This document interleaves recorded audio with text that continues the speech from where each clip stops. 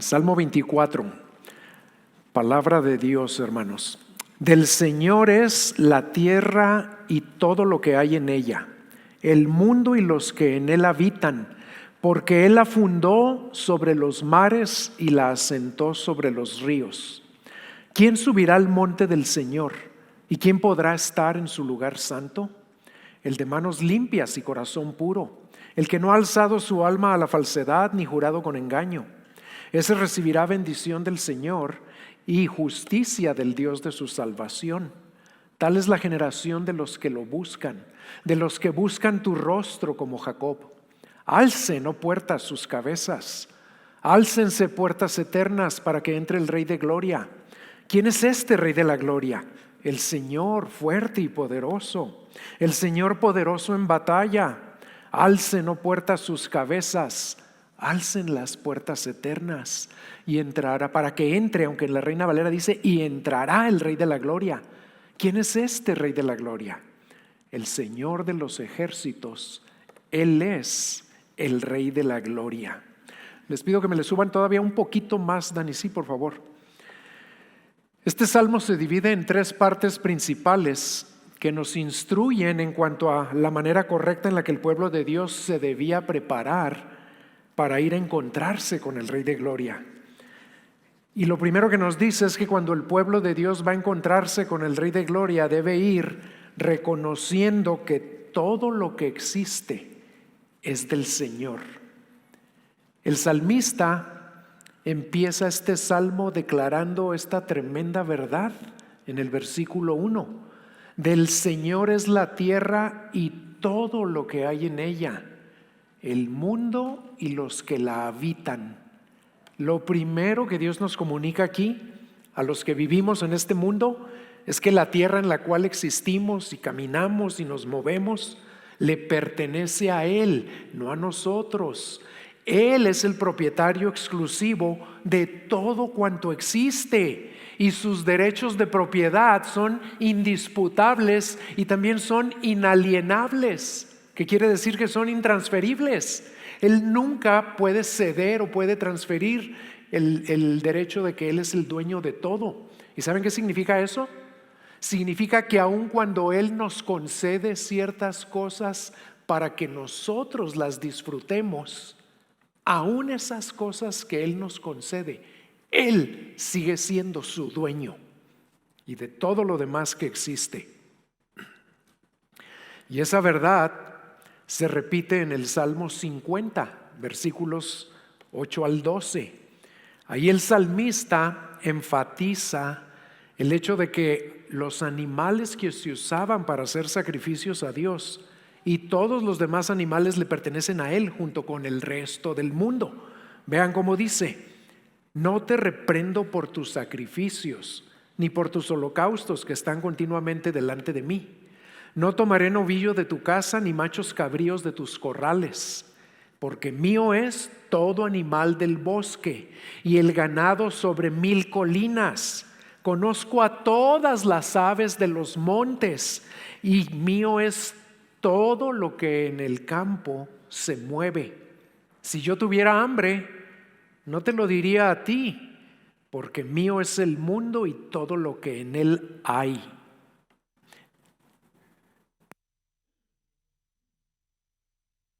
Esta verdad yo la tengo siempre muy presente porque por muchos años Dios me ha concedido salir al campo una vez por semana, a veces 2 veces por semana. Y créanme que aún en nuestro campo, que es desierto aquí en nuestros alrededores, hay muchas criaturas de Dios que se mueven. Y siempre estoy consciente, todo esto es del Señor. Y hace poco me pasó algo curioso, algo que el Señor usó para mantenerme humilde y para darme cuenta que soy menos fuerte y menos rápido de lo que yo pensaba. Porque andaba ya en la bicicleta en una parte plana y hasta estaba poquito de bajadita. Y agarré vuelo y le iba dando bien duro. Y yo ya sabía que las liebres siempre me ganan, los perros me ganan, los pájaros me ganan. Pero en esa ocasión iba yo dándole bien duro y de repente salió una lagartija y se me pega y luego me alcanza como si nada y me deja atrás. El Señor puede usar todo para mantenernos humildes. Y esta verdad es muy importante que la recordemos porque tiene aplicación a muchas áreas de nuestra vida. La razón por la que el rey David dice aquí que Él es el dueño de todo lo que existe, la razón la da en el versículo 2. Ahí dice, porque Él la fundó sobre los mares y la asentó sobre los ríos. El Señor es el único creador, el único sustentador y el único poseedor de todo lo que hay en el universo y de todos sus habitantes. ¿Por qué? Pues porque Él nos hizo a todos, Él nos creó. Y no nos creó para darnos la gloria a nosotros, nos creó para que todo lo que Él ha hecho le dé la gloria a Él, como lo dice Romanos 11, versículo 36, un versículo muy famoso. ¿Se acuerdan cómo dice? Porque de Él, por Él y para Él son todas las cosas. A Él sea la gloria por siempre o por los siglos de los siglos. Y como Él es el dueño y el creador y el sustentador de todo, Él es el único digno de adoración y digno de nuestra lealtad reverente, como el rey que viene a encontrarse con su pueblo. Y en otro pasaje de la Escritura, Moisés, en el libro de Deuteronomio, capítulo 10, versículos 14 al 16, repite esta verdad, pero le agrega cierta información y le agrega también una exhortación para el pueblo de Dios. Vean lo que dijo ahí. Dice, al Señor tu Dios pertenecen, y fíjense con qué empieza, ahora no empieza con la tierra, pertenecen los cielos y los cielos de los cielos, todo el universo, la tierra y todo lo que en ella hay. Sin embargo, el Señor se agradó de tus padres, los amó, los escogió a su descendencia después de ellos, es decir, a ustedes de entre todos los pueblos, como se ve hoy. Y luego les da una exhortación: circunciden pues su corazón y no sean más tercos. Y quiero aprovechar este pasaje para recordarles algo que ya les hemos enseñado en varias ocasiones, pero lo tenemos que seguir repitiendo porque se nos olvida. Siempre que vean que el Señor en la Biblia nos da un mandamiento, vean antes, lean unos versículos antes, y casi siempre van a ver que antes del mandamiento, a los mandamientos se les llama imperativos. Antes del imperativo, de la orden que Dios nos da, siempre vamos a encontrar algún indicativo, o sea, algo que Dios es o algo que Dios ya hizo. Primero nos dice quién es Él, cómo es Él, qué ha hecho Él, y luego nos dice qué espera de nosotros. Y en este pasaje, aquí lo vemos muy claramente, ¿verdad? Primero le dice al pueblo que Él es el dueño de los cielos, y que Él los escogió, los amó, y luego les dice, ya no sean tercos. Y les está hablando ahí, cuando lean el contexto, de que traten bien a los extranjeros, así como Él tuvo misericordia de ellos cuando eran extranjeros en Egipto, porque el pueblo de Israel estaba desobedeciendo en esa área. Y nuestro salmo es otro ejemplo de lo mismo. Vean cómo nuestro salmo también empieza primero con un indicativo, una declaración de lo que Dios es. Él es el dueño de todo, de Él es la tierra, su plenitud, el mundo y los que en Él habitan. Y luego vamos a ver enseguida que nos dice cómo quiere Él que vivan los que pueden ir a encontrarse con el Rey de Gloria. Y esta verdad de que Él es el dueño de todo nos debe ayudar a los que ahora somos de Cristo a mantenernos humildes, asombrados y agradecidos de que el Señor haya decidido amarnos y redimirnos cuando Él no necesitaba a nada ni nadie. ¿Por qué? Pues porque ya era dueño de todo y aún así decidió rescatar a un pueblo para que fuera su pueblo. Las implicaciones de esta verdad van a impactar todas las áreas de nuestra vida, incluyendo hasta lo que comemos, porque eso es lo que Pablo nos enseña en 1 Corintios 10, 24 al 26. Ahí él usa este salmo, esta declaración con la que empieza el salmo. ¿Saben para qué? Para enseñarle otro principio al pueblo de Dios, a los cristianos ahora. Ahí les enseña que no hay comida que sea ilícito comer para los cristianos. Vean cómo lo dice en 1 Corintios 10, 24 al 26. Nadie busque su propio bien, sino el de su prójimo. Coman de todo lo que se vende en la carnicería. Noten que es la carnicería, no la panadería o la dulcería. Sin preguntar nada por motivos de conciencia. ¿Por qué? Porque del Señor es la tierra y todo lo que en ella hay. Y por eso podemos disfrutar de todos los alimentos que Él ha creado. Y para mí en lo personal, meditar en esta verdad me ha fortalecido, me ha ayudado, me ha permitido recuperar el gozo cuando lo he perdido. ¿Saben en qué circunstancias? Cuando he tenido una necesidad muy grande, una necesidad que yo sé que no tengo los recursos para suplirla yo mismo. Y estoy seguro que todos ustedes han tenido necesidades como esas. Cuando te preguntas, ¿de dónde voy a obtener los recursos para suplir esta necesidad, ya sea en ti mismo o en tus seres queridos? ¿Saben cómo me ayuda esta verdad? Me ayuda al creerle a Dios que Él es el dueño de todo, incluyendo los recursos que para mí son enormes y que no los tengo, pero que para Él no es nada, porque Él es el dueño de todo y además Él promete en su palabra que antes de que yo se lo pida, Él ya sabe lo que necesito y va a suplir todo lo que yo necesito conforme a sus riquezas en gloria en Cristo. Y también, hermanos, hay que aprender a conectar las verdades de la Biblia. No las dejen aisladas, porque la Biblia, acuérdense que es un libro que tiene una sola historia que corre a través de toda la Escritura. Y hay que conectar esto con lo que nos habló Alex hace 2 semanas. Fíjense qué interesante, que en el Salmo 23 el Señor nos dice que Él es nuestro pastor y que nada nos faltará. Y luego en el Salmo 24 vemos por qué nos puede asegurar eso. Pues porque Él es el dueño de todo y es más que capaz de suplir todo lo que nos llegue a faltar. Y ahora te pregunto, ¿qué tan consciente vives tú todos los días, no solo los domingos, de que todo lo que tienes, todo lo que ves, todo lo que tocas, todo lo que disfrutas es del Señor, es por el Señor y es para el Señor?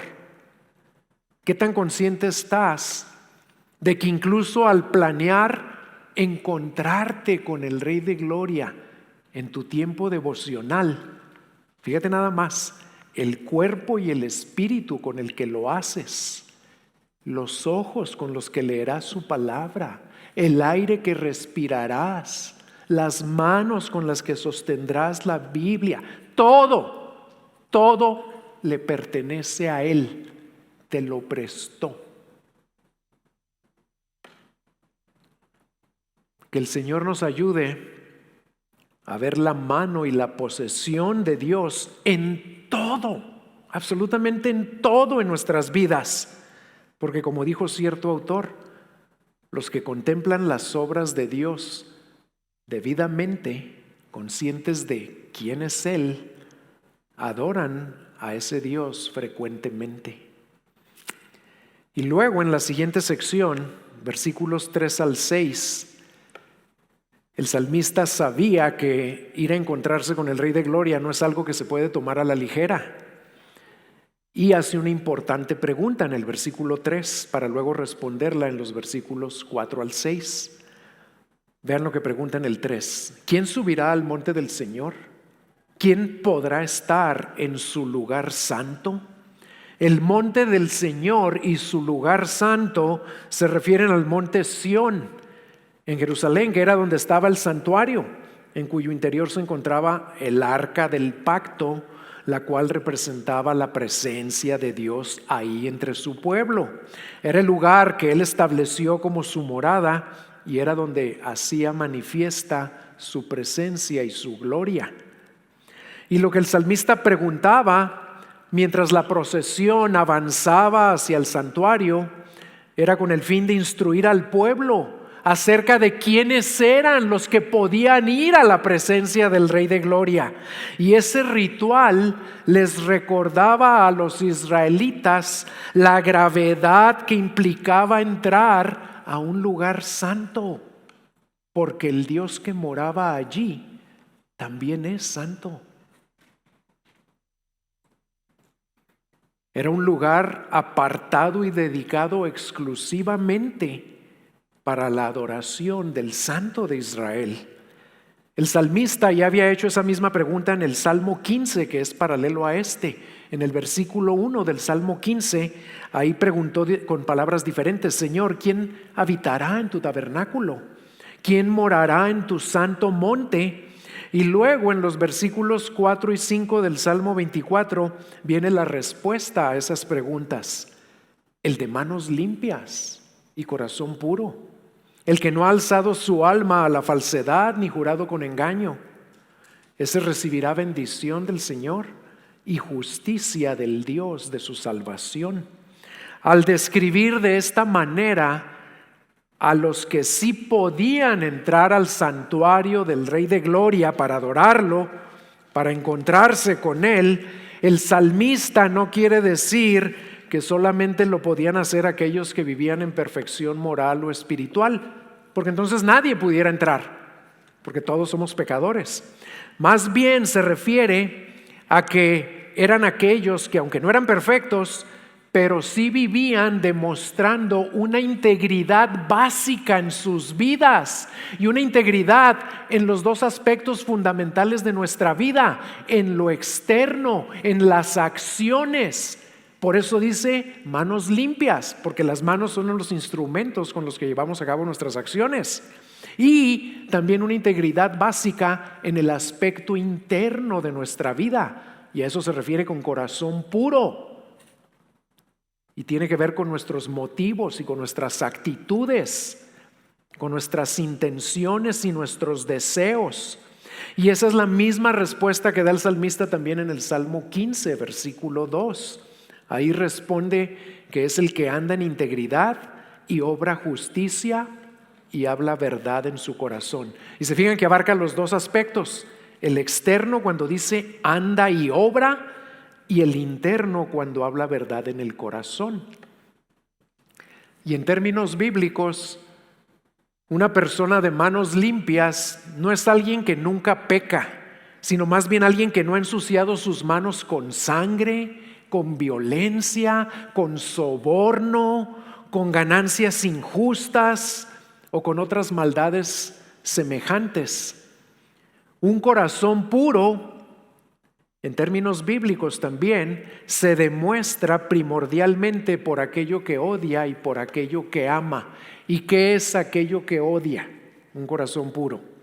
Pues odia el engaño, odia la hipocresía, odia los pensamientos vanos e impuros, odia los afectos y los sentimientos viles. ¿Y qué ama un corazón puro? Ama la verdad. Ama la pureza, ama la santidad, ama la rectitud. En general, ama lo que le agrada a Dios. El hecho de que alguien odie estas cosas no quiere decir que nunca las haga, sino que son la excepción y no la regla en su vida, porque esas cosas no lo definen y no lo gobiernan. Y el hecho de que ame estas otras cosas buenas tampoco quiere decir que siempre las pone por obra, sino que de nuevo son la regla, son lo que caracteriza su vida. Esas personas se caracterizan más por obediencia que por desobediencia. Y el salmista agrega que esa clase de persona no alza su alma a la falsedad, no jura con engaño. La Reina Valera dice, no eleva su alma a cosas vanas, ni jura con engaño. Y con eso se refiere a que no confía en ídolos. Eso quiere decir alzar el alma, confiar en alguien. El que puede venir a la presencia del Rey de Gloria no confía en ídolos o en dioses falsos, pero eso abarca más que la idolatría, porque aunque los ídolos son vanidades, una persona puede alzar su alma a la vanidad sin caer en abierta idolatría. ¿Saben por qué? Porque hay muchas otras cosas en esta vida, además de los ídolos, que son una vanidad, y más en nuestros días. Abundan las vanidades. La persona de manos limpias y de corazón puro, la persona que camina en integridad, que tiene temor de Dios y que puede ir a encontrarse con el Señor, es alguien que prefiere la verdad a cualquier forma de falsedad. Es alguien que prefiere la seriedad a la frivolidad. En otras palabras, es la clase de persona que es digna de confianza, porque en él o en ella no hay doblez de corazón. Y que nos quede bien claro, hermanos, que si Dios les reveló esto 1000 años antes de Cristo a aquellos de entre su pueblo que deseaban encontrarse con Él, no lo hizo para frustrarlos, no lo hizo para decirles, ¿ustedes quieren venir a mi santuario? ¿Quieren encontrarse ahí conmigo? Miren, esto es lo que tienen que hacer y nadie lo va a poder hacer. No lo hizo con ese propósito. Se los reveló para que ellos supieran que lo podían hacer, aunque no se iban a ganar la salvación con eso, pero podían vivir así para ir a encontrarse con el Rey de Gloria y podían tener una participación activa en la adoración del Dios de Israel. Así que, hermanos, no se queden con la idea equivocada de que nadie puede vivir así, con esa integridad para tener acceso a la presencia de Dios. Si no se pudiera, el Señor no se los habría puesto como un requisito para venir a su encuentro. Y si los israelitas podían vivir así hace 1000 años, desde 1000 años antes de Cristo, cuando no tenían al Espíritu Santo morando dentro de ellos, ustedes y yo con más razón podemos y debemos vivir así, para que nuestro Rey manifieste cada vez más su presencia y su poder en nuestras vidas. En la Biblia hay muchos ejemplos de personas que caminaban en integridad o en temor de Dios. No eran perfectas, pecaban también, pero en general caminaban con temor de Dios en todas las áreas de su vida, porque honraban a Dios, porque amaban a Dios, porque deseaban obedecerlo y honrarlo. Y esas personas íntegras, esas personas temerosas de Dios, no eran nada más los sacerdotes, ni los profetas, ni los reyes. De hecho, los reyes eran los que menos vivían así. Y se van a dar cuenta de eso cuando lean los libros de Reyes y de Crónicas.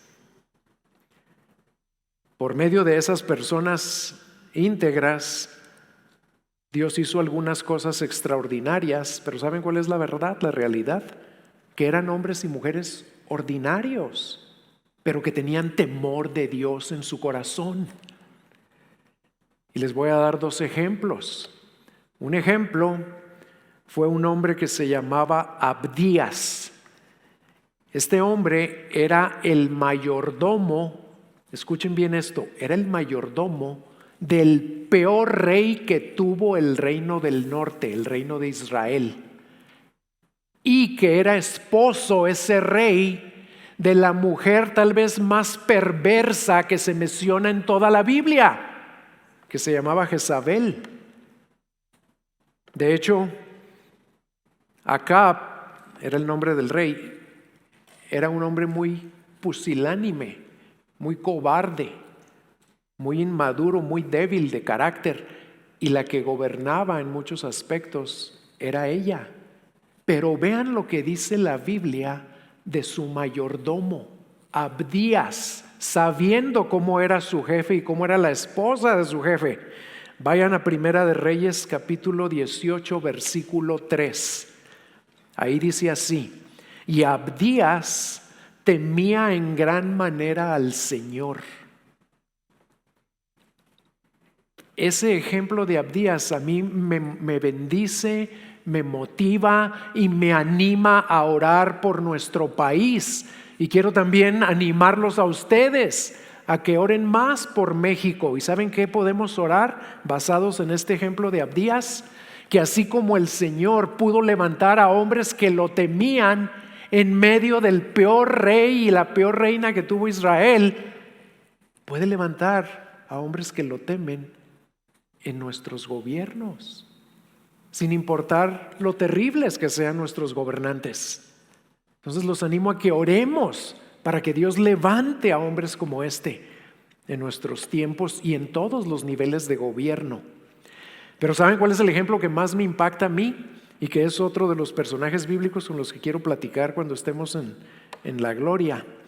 Es uno de los 12 hombres que el Señor Jesucristo escogió para que fueran sus 12 apóstoles. Y se llamaba Natanael, que es uno del que casi nunca hablamos, ¿verdad? Y les voy a leer unas impresionantes palabras que el Señor Jesucristo dijo de este hombre en Juan 1:47. Dice ahí: Jesús vio venir a Natanael y dijo: ahí tienen a un verdadero israelita en quien no hay engaño. ¡Wow! ¿Por qué dijo eso el Señor? Les aseguro que no lo dijo porque Natanael era perfecto o porque no pecaba. Era un pecador como todos nosotros. Pero ¿saben por qué lo dijo? Porque, aunque Juan no nos lo explica, era un hombre que temía a Dios y vivía guardando el pacto que Dios hizo con Israel. Vivía en general una vida como la que describe David aquí en el Salmo 24, una vida de manos limpias y de corazón puro, sin elevar su alma a idolatrías o a falsedades, a cosas vanas. ¿Y por qué vivía así? Pues porque amaba a Dios, porque quería honrar a Dios. Y le pido al Señor, hermanos, que nos conceda la gracia para que también pueda decir de todos nosotros: ahí tienen a un verdadero discípulo, en quien no hay perfección, pero tampoco hay engaño. Y luego en el versículo 5, David expresa que la persona que puede ir a encontrarse con el Rey de Gloria porque vive con esa integridad o con ese temor de Dios, recibirá bendición del Señor y justicia del Dios de su salvación. Y esta bendición que Dios promete no significa que esas personas nunca van a tener sufrimiento y que todo les va a salir bien en la vida. Claro que no. Significa simplemente que les va a ir bien en la vida como regla general. ¿Y por qué les va a ir bien? Pues porque el Señor los va a proteger y les va a proveer lo que necesiten. El Señor va a estar a favor de ellos, como lo dice el Salmo 5. David mismo lo dice en el Salmo 5. Esas personas van a tener gozo aún en medio del dolor, porque se refugian en el Señor. Vean cómo dice el Salmo 5, versículos 11 y 12. Pero alégrense todos los que en ti se refugian, para siempre canten con júbilo, porque tú los proteges. Ahí está su protección. Regocíjense en ti los que aman tu nombre, porque tú, oh Señor, bendices al justo. Ahí está la bendición. Como con un escudo lo rodeas de tu favor. Así van a vivir en general las personas que temen a Dios. Y David concluye esta sección diciendo en el versículo 6, tal es la generación de los que buscan tu rostro como Jacob. Y esto simplemente confirma la idea de que aquellos que viven con temor de Dios no viven así solamente para recibir su bendición o para que les quite su sufrimiento. No, ¿saben por qué? ¿Por qué viven así? Pues porque realmente lo aman y lo buscan su rostro en oración, desean tener comunión con Él, abrirle su corazón, escuchar su voz. ¿Por qué? Porque se quieren deleitar en su presencia, quieren estar con su Señor, con su Rey. Porque como acaba de leer Carlos ahorita, estar en la presencia del Señor es algo hermoso, porque ahí contemplamos la hermosura del Señor. Y una vez más les pregunto, ¿qué tanto buscas tú el rostro de tu Señor? Y no para que te bendiga o para que te quite tus dolores, sino solo porque deseas estar en su presencia y tener comunión con Él. Como dice el Salmo 63, Dios, Dios mío, eres tú, de madrugada te buscaré, mi alma tiene sed de ti, mi carne te anhela en tierra seca y árida. ¿Qué tan seguido lo buscas tú de esa manera? ¿Y qué tan consciente estás cuando vienes a buscarlo de que Él es santo, de que Él es magnífico en santidad? ¿Y qué tan dispuesto estás al reconocer eso? ¿Qué tan dispuesto estás a despojarte o arrepentirte de toda maldad o falsedad, confesando tu pecado y recibiendo su perdón, para venir a su presencia con manos limpias y corazón puro? Y luego en la última parte,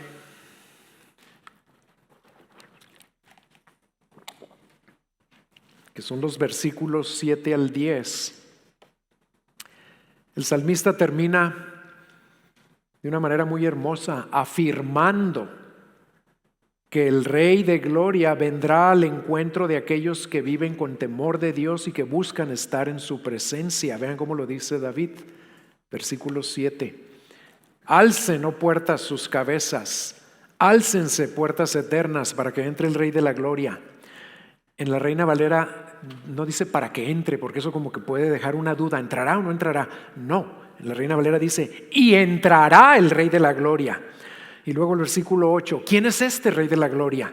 El Señor fuerte y poderoso, el Señor poderoso en batalla. Y en el 9 y el 10 repite lo que acaba de decir: alcen, oh puertas, sus cabezas, alcen las puertas eternas y entrará el Rey de la Gloria. ¿Quién es este Rey de la Gloria? Jehová de los ejércitos, Él es el Rey de la Gloria. La semana pasada el pastor Carlos nos recordó que los salmos de un modo o de otro apuntan a la persona y a la obra del Señor Jesucristo.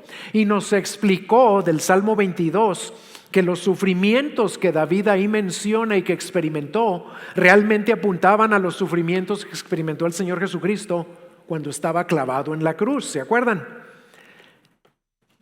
Esta sección del Salmo 24 también tiene esa característica que apunta a otro aspecto de la obra del Señor Jesucristo. Específicamente apunta a su ascensión a la diestra del Padre. Y aunque es cierto que el Rey de Gloria entraba a su santuario allá en Jerusalén en los tiempos del rey David para encontrarse con su pueblo, aquí hay otra verdad más grande, más gloriosa, porque también es cierto que la iglesia por siglos ha usado esta sección del Salmo 24 para celebrar la entrada del Cristo resucitado a otro santuario, al santuario celestial, cuyas puertas son realmente eternas. Y es muy apropiado que el salmista usa lenguaje de guerra para describir al Rey de Gloria y para expresar que Él es fuerte, que es poderoso en batalla, que es el Señor de los ejércitos. ¿Saben por qué es muy apropiado? Porque David está escribiendo inspirado por el Espíritu Santo y está apuntando al Señor Jesucristo, quien después de haber vencido sobre todos sus enemigos, sobre el diablo, sobre las huestes de maldad, sobre el pecado, sobre la muerte misma, entró victorioso al santuario celestial para culminar su obra de redención y para sentarse a reinar a la diestra del Padre. Vean la manera preciosa en la que el autor del libro de Hebreos expresa estos sucesos trascendentales que el Cristo resucitado llevó a cabo como parte de su obra redentora. Vamos a Hebreos 9, 11 al 12. Pero cuando Cristo apareció como sumo sacerdote de los bienes futuros, a través de un mayor y más perfecto tabernáculo, no hecho con manos, es decir, no de esta creación, entró al lugar santísimo una vez para siempre, no por medio de la sangre de machos cabríos y de becerros, sino por medio de su propia sangre, obteniendo redención eterna. Y hay más. El autor agrega en los versículos 24 al 28 de ese mismo capítulo 9 de Hebreos, agrega esto: porque Cristo no entró en un lugar santo hecho por manos. Quiere que nos quede bien claro que esto Cristo lo hizo en el cielo. No entró a un lugar hecho por manos, una representación del verdadero, como lo era el tabernáculo o el templo, sino que entró en el cielo mismo para presentarse ahora en la presencia de Dios por nosotros. Y no para ofrecerse a sí mismo muchas veces, como el sumo sacerdote entra al lugar santísimo cada año con sangre ajena. A estos hechos gloriosos son a los que apunta el Salmo 24. A la entrada triunfante del Rey de Gloria, que ahora sabemos que es el Cristo resucitado, aunque el rey David no lo sabía. A su entrada victoriosa a través de las puertas eternas del santuario celestial. Y hermanos, esto es de suma importancia y relevancia para cada uno de nosotros. Y vean por qué. Porque noten el propósito para el cual Cristo entró por medio de su propia sangre al santuario celestial. Entró para obtener redención eterna, versículo 12, que lo acabo de leer. ¿Pero para quién? Él no necesitaba esa redención. Pues para nosotros, o sea, nuestra redención eterna. Pues vean cómo dice en el versículo 24. Entró en el cielo mismo para presentarse ahora en la presencia de Dios por nosotros. ¿Saben cómo lo dice la Nueva Versión Internacional? Entró para presentarse ahora ante Dios en favor nuestro, si somos de Cristo ahora.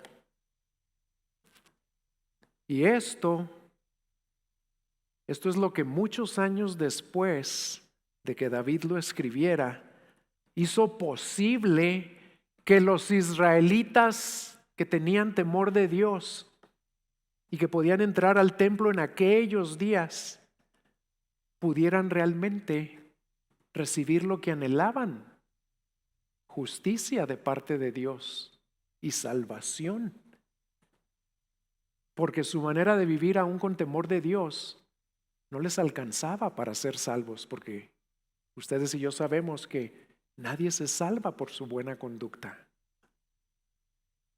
Y al meditar en todo esto me impactó mucho el hecho de que por la obra redentora de Cristo a nuestro favor, ustedes y yo, que ahora somos de Cristo por pura gracia, gozamos de varios privilegios maravillosos que no tenían los israelitas y que tal vez a ellos les hubieran parecido como imposibles o inconcebibles. Uno de esos privilegios es que ellos tenían acceso a la presencia de Dios en un solo lugar, que era el tabernáculo o el templo, el lugar que Dios había designado para morar y para manifestar su presencia. En un solo lugar podían ir a encontrarse con Dios. Pero ustedes y yo tenemos el indescriptible privilegio de poder entrar y tener acceso al trono de Dios desde cualquier lugar en el que nos podamos encontrar. ¡Qué maravilla! Vean cómo lo dice Hebreos. Una vez más, el libro de Hebreos capítulo 4, versículo 16. Por tanto, acerquémonos con confianza al trono de la gracia para que recibamos misericordia y hallemos gracia para la ayuda oportuna. Y otro incomparable privilegio es que en los días de David, el Señor moraba nada más allí, en el santuario que le habían edificado. Pero en nuestros días, después de ser regenerados y después de haber respondido con fe y arrepentimiento al mensaje del Evangelio, Jesús, el Rey de Gloria, viene a morar dentro de nosotros, por increíble que nos parezca. ¿Y cómo lo hace? Por medio de la persona del Espíritu Santo. Vean cómo lo prometió el Señor Jesús en Juan 14, versículos 15 al 17. Si ustedes me aman, guardarán mis mandamientos. Entonces yo rogaré al Padre y Él les dará otro consolador para que esté con ustedes para siempre, es decir, el Espíritu de verdad, a quien el mundo no puede recibir, porque ni lo ve ni lo conoce. Pero ustedes sí lo conocen porque mora con ustedes y estará en ustedes. ¿Y saben qué? Esta promesa ya se cumplió. En ti y en mí, si tú ahora eres de Cristo. Tienes al Espíritu Santo de Dios morando dentro de ti. Y puedes tener un encuentro con el Rey de Gloria en todo momento y en todo lugar.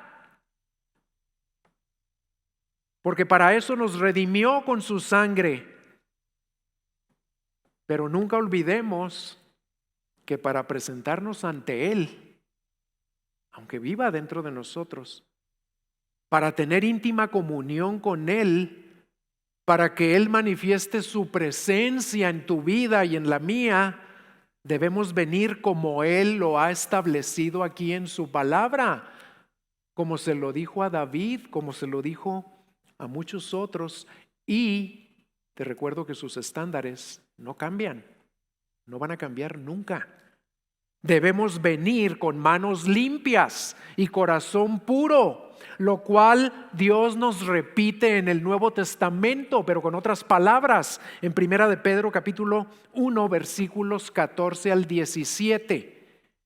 Como hijos obedientes, no se conformen a los deseos que antes tenían en su ignorancia, sino que así como aquel que los llamó es santo, así también sean ustedes santos en toda su manera de vivir. Porque escrito está, sean santos, porque yo soy santo. Y si invocan como Padre a aquel que imparcialmente juzga la obra de cada uno, condúzcanse con temor durante el tiempo de su peregrinación. ¿Cuál peregrinación? Durante el tiempo de nuestra vida en esta tierra.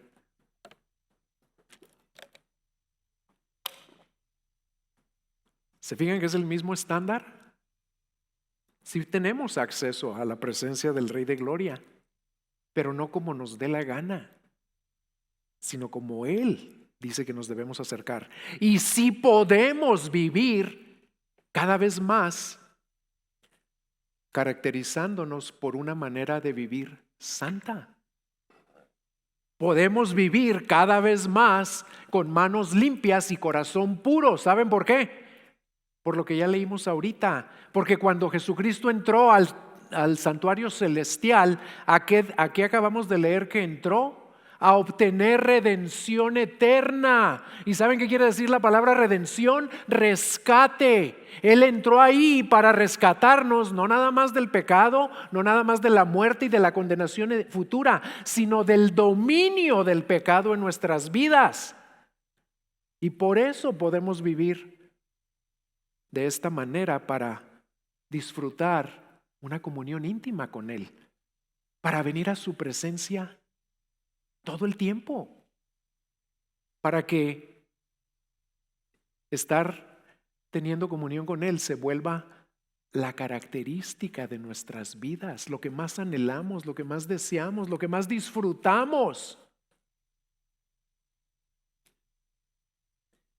Y tal vez la principal razón por la que no se manifiesta de manera más palpable y más consistente la presencia del Rey de Gloria en nuestras vidas sea precisamente porque tomamos a la ligera el hecho de que Él es santo y todo lo que eso implica. Tal vez oramos con fervor y a veces oramos hasta con lágrimas. Leemos su palabra, asistimos a la iglesia, cantamos o hasta incluso podemos servir en la iglesia. Pero a pesar de todo eso, no parece haber respuesta. La presencia del Señor nos parece lejana a veces. No tenemos gozo, ni esa paz que sobrepasa todo entendimiento. ¿Por qué? Porque hacemos todo eso, hermanos, a veces, mientras albergamos odio, falta de perdón en nuestros corazones, o quizá envidia, hipocresía, deshonestidad o impureza sexual secreta que no le has confesado a nadie. O tal vez ídolos y vanidades que no estamos dispuestos a abandonar. Y con todo ese bagaje, si oramos y si lloramos y clamamos y queremos que Él manifieste su presencia, no lo va a hacer.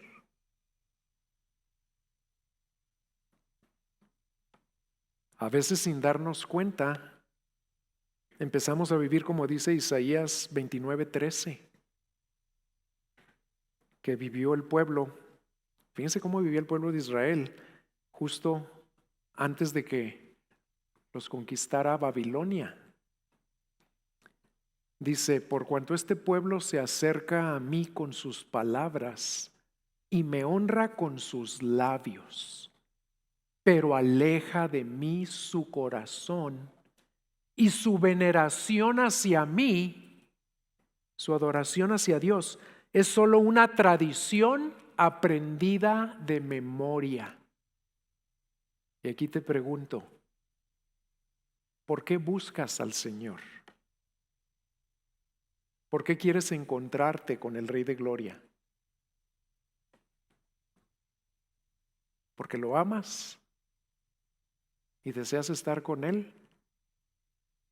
¿O porque ya se volvió una tradición aprendida de memoria y no vienes a Él con las manos y el corazón que Él nos pide que tengamos al venir a buscarlo? Tal vez no manifiesta más su presencia en nuestras vidas porque no estamos buscando ser santos en toda nuestra manera de vivir, en toda, no nada más en ciertas áreas. Que el Rey de Gloria nos ayude a apartarnos de todo aquello que nos impide venir a Él con manos limpias y con corazones puros, porque lo amamos y deseamos experimentar más su presencia. Y cada vez que tenemos esa comunión con Él, cada vez que venimos a encontrarnos con Él aquí en esta tierra, en esta vida, vamos a experimentar probaditas anticipos de lo que será encontrarnos con Él cuando regrese en su gloria. Fíjense qué hermoso, tenemos esa oportunidad de probar lo hermoso que será cuando Él regrese, al encontrarnos con Él aquí, en esta vida. Y antes de terminar y orar, permítanme dirigirme a personas que tal vez estén aquí sentadas o están viendo esta transmisión o verán y escucharán este mensaje a través de internet. Y quiero dirigirme a personas que en el fondo de sus corazones saben que no son del Rey de Gloria. No viven para Él todavía. Pero tal vez están engañadas pensando que sí son de Él porque vienen a la iglesia, están siempre atentos a las transmisiones, leen la Biblia, oran y viven vidas moralmente rectas, íntegros, como vivían algunos de estos hombres. Y les tengo que decir que vivir de esa manera no salva a nadie, ni aun los israelitas que podían entrar al santuario para encontrarse con el Rey de Gloria, se salvaban por vivir con manos limpias y corazón puro. ¿Saben qué tenían que hacer para salvarse? Cuando fallaban, porque todos pecaban, tenían que derramar sangre y llevar a un animalito al templo para que lo sacrificaran en lugar de ellos. ¿Y saben por qué tenían que hacer eso? Porque esa es la única manera en la que podemos llegar a ser salvos. Porque esa sangre que ellos derramaban de animalitos también apuntaba a otra sangre más preciosa, la sangre de Cristo. Así que a esas personas les quiero decir que lo que el Rey espera de ustedes es que así como las puertas del santuario celestial se abrieron, se alzaron para que entrara el Rey de Gloria, Él quiere que ustedes le abran las puertas de su corazón, no nada más que cumplan con ciertos rituales religiosos buenos. Quiere que le abras las puertas de tu corazón para que Él entre y sea tu Rey y el que gobierna tu vida por medio de su palabra. Así que los animo a que le entreguen su vida a Él,